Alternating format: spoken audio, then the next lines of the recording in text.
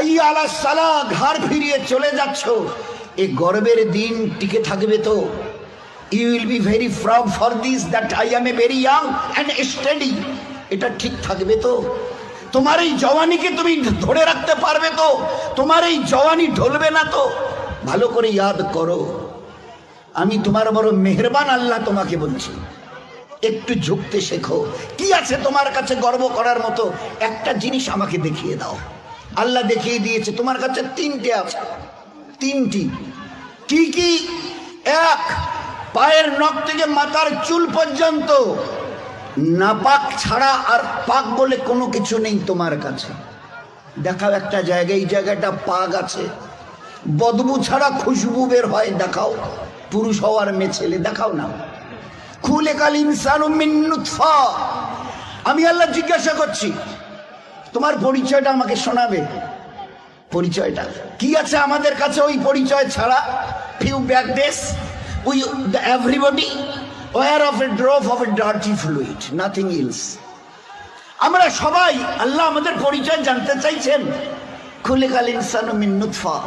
আমরা বড় ওই নাপাক মনির কাতরা থেকে আমরা জন্ম নিয়েছি। আমাদের পরিচয় few back days we are a drop of a dirty fluid. আমরা এক বিন্দু নাপাক মনির কাতরা, এর চাইতে বড় পরিচয়। আচ্ছা, তোমার পায়ের নখ থেকে মাথার চুল পর্যন্ত একটা জায়গা দেখাবে যেখান থেকে খুশবু বার হয়, দেখাও। নাক থেকে যদি করো, স্বামীও পর্যন্ত বলবে নাকটা একটু ঘুরিয়ে ওই দিকে। মুখ দিয়ে অক করো যদি, তো ছেলেমেয়েরা বলবে আম্মু তুমি এটা কি করছো?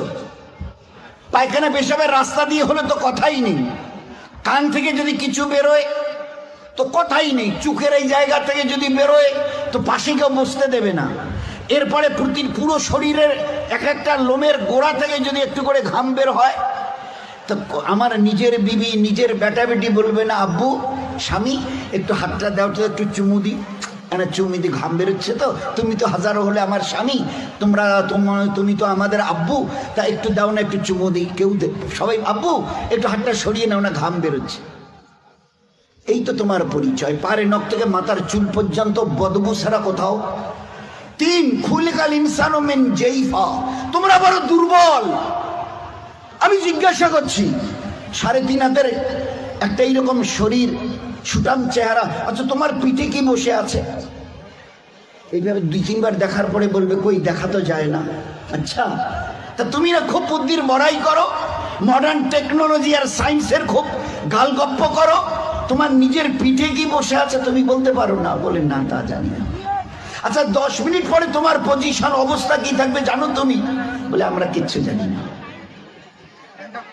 বাজারে যাবে বলে ব্যাগ নিয়ে মোটর সাইকেলের হুকে আটকে দিয়ে স্টার্ট করে, খালি বাজারে গিয়ে স্ট্যান্ড করে খালি পা দিয়ে স্ট্যান্ডটাকে খালি ঠিক করে দিয়েছে, পিছন থেকে একটা গাড়ি এসে ধাক্কা দিল আর সঙ্গে সঙ্গে ডেথ। লাশ নিয়ে বাড়ি চলে গেল। এসছিল বাজার করতে, বড় ঝোলা নিয়ে এসছিল, বড় আশা করে মেহমান অপেক্ষা করছে বাড়িতে। বাজার থেকে ব্যাগে বাজার যায়নি, তার লাশ চলে গেছে বাড়িতে। খুলিকাল ইনসানু মিন জাইফা। 4, আল্লাহ জিজ্ঞাসা করছে আব্দুর রহমান বয়স কত? হ্যাঁ আল্লাহ 42 চলছে। বাকি কত? I know nothing about my age. Nurjahan তোমার বয়স কত চলছে? আল্লাহ 45 চলছে। আচ্ছা এরপরে আর বাকি কত? তা আল্লাহ আমি কেমন করে বলবো? বললেন না তোমার নিজের বয়স। তাহলে তা তো জানি না। এই তো তোমার অবস্থা, এই তো তোমার অবস্থা। তুমি এক বিন্দু নাপাক, তুমি বড় দুর্বল, তুমি বড় বদবুদার, আর তুমি তোমার নিজের 10 মিনিট পরের অবস্থা তাও তোমার জানা নেই।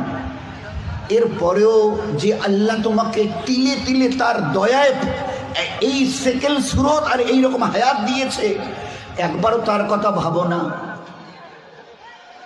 একবারও তার কথা ভাবো না যে কত দয়ায় তিনি তোমাকে প্রতিপালিত করেছেন? দেখবেন সবাই, আমরা তো ওই সময় থাকি না, ওখানে মেয়েরাই থাকে। বাচ্চা যখন জন্ম নেয় না, তো যারা দাদি নানি চাচি যারা ওখানে ভিতরে থাকে, ও তারা এবারে বাচ্চা বের হবার পরে এবারে হাতটার নখগুলো ভালো করে দেখে টাকে, কান টানগুলো ঠিক আছে কিনা, সব কিছু চোখ টোকগুলো, হ্যাঁ ঠিক আছে গো ঠিক আছে, খবর দাও বাচ্চা ছেলে হয়েছে মেয়ে হয়েছে ঠিক আছে, সব ঠিক হয়েছে, সব আছে, চোখ আছে, বুরু আছে, মাথায় চুল আছে, হাত পা ওর নখটুকু পর্যন্ত বেশ গজিয়েছে। আচ্ছা তো মুখে দাঁত কটা নেই কেন? কখনো ভেবেছ? এ জগতের ইনসান ভেবেছো কখনো? সব বলছো ওকে, আচ্ছা দাঁত কটা যে নেই? আল্লাহ জবাব দিয়েছে তোমাকে বাঁচাবার জন্য ওই সময় তোমার মুখে দাঁত কটা, যে আল্লাহ তোমার সব কিছু দিয়েছে, হাতের পায়ের নখ পর্যন্ত আছে, 2-4-5 দিন পরে কেটে দিতে হয়, সেখানে দাঁত কটা দিইনি কেন? তোমাকে বাঁচাবার জন্য।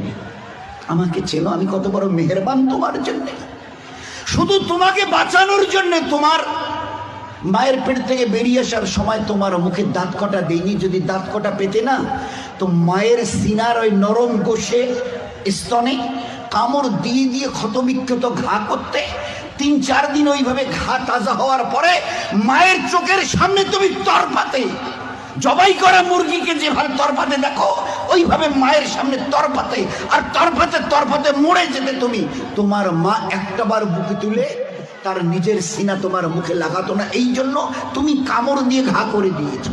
আমি বাঁচাবার জন্যে সবকিছু তোমার মায়ের পেটে বানিয়েছি, পুরো ফিগারের যা কিছু প্রয়োজন, each and everything has been given from myself, শুধুমাত্র except your teeth, তোমার দাঁত বাদ দিয়ে, যেখানে আমি তোমাকে আমার দয়ায় বাঁচাতে চাইছিলাম, ওই জন্য দাঁত কটা দিনই, নয়তো মায়ের স্তনকে কেটে ছিন্ন বিচ্ছিন্ন করতে, মায়ের চোখের সামনে তরপাতে তুমি মরে যেতে।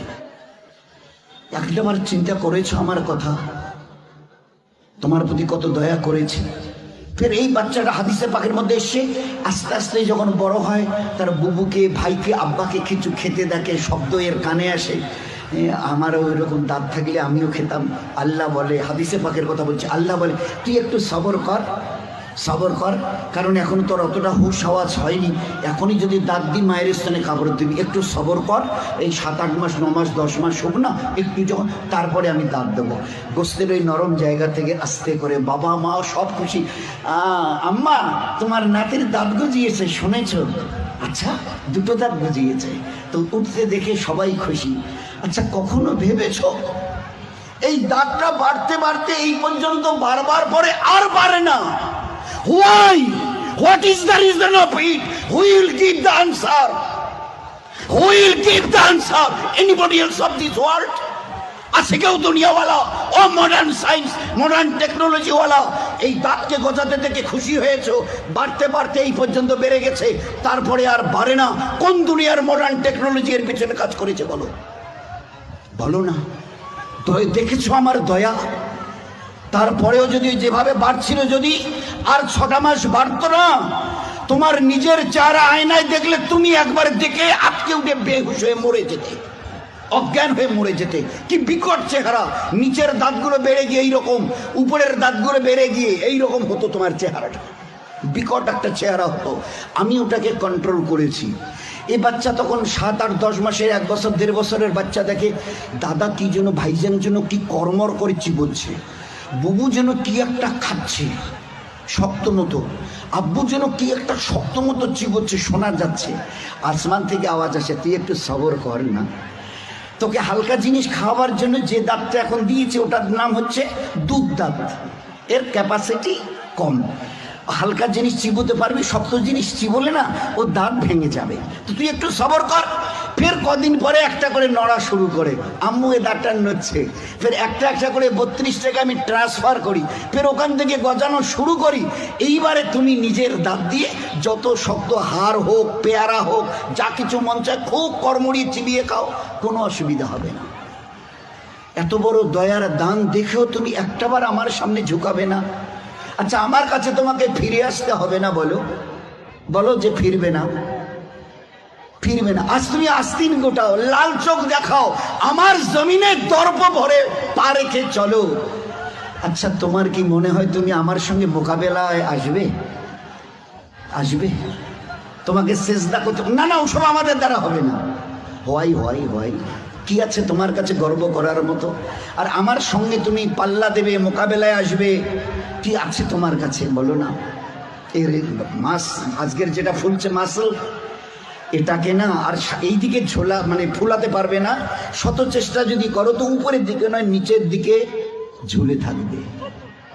যে দাঁত আজকে কর্মড়িয়ে অন্যের দিকে লাল চোখ করে তাকাও, এই চোখ আজ বাদে কাল ঝাপসা হবে। এ দাঁত তোমার কাছ থেকে তোমাকে জিজ্ঞাসা না করে বিদায় নেবে। এ কালো চুল তোমাকে না বলে সাদা হবে। এ শক্ত বডির মাসল এ তোমাকে না জিজ্ঞাসা করে গোস্ত আস্তে আস্তে চামড়া ঝুলে থাকা শুরু হবে। আমার কাছে কি তোমার কাছে আছে মোকাবেলা করার মতো? কিছুই আমি করব না, শুধু তোমার বয়সটুকুকে একটু যদি বাড়িয়ে দিই। ও আম্মেরহু নুনাক্কিসহু ফিল খালক, মায়ের পেট থেকে বের হয়ে যেভাবে মুখ থুবড়ে পড়েছিলে, নিজের পায়খানা নিজের হাতে ওইভাবে ছেনিয়ে নিজের মুখে দিয়েছিলে না, আমাকে তুমি কি দেখতে চাও? একটু যদি হায়াতটুকু বাড়িয়ে দিই, মুখ থুবড়ে পড়ে থাকতে হবে। পাশ দিয়ে কেউ হেঁটে যেতে রাজি হবে না, কারণ দেখলেই বলবে কেউ আমি একটু বাথরুম যাবো, আমার একটু হাতটা ধরে তুলে দাও তো। কেন কি তোমার ওই পিছনের দিন কটা মাসেল ফুলানো, লাল চোখ করা, জমিনে দর্প ভরে চলার ওই দিনগুলো কোথায় গেল আমি জানতে চাইছি। বলো না, আমি কিচ্ছু করবো না। একটা হাতি যদি এসে মশাকে বলে আরে তুই নাকি আমার সঙ্গে নাকি পাল্লা দিবি, তা আমি তো চিন্তা করে কুল পাচ্ছি না, তোকে যে মারবো কোথায় মারবো। আচ্ছা, একটা হাতি যদি মশাকে মারতে চায় কোথায় লাদ মারবে বলেন তো? তো আল্লাহ যদি আমাদের মতো 3 হাতের একটা কমজোর নাপাক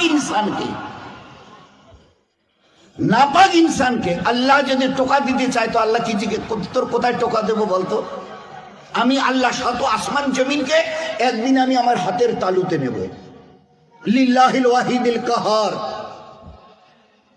শত আসমান ও জমিনকে আমি একদিন আমার হাতের তালু। তো আল্লাহ কত বড়!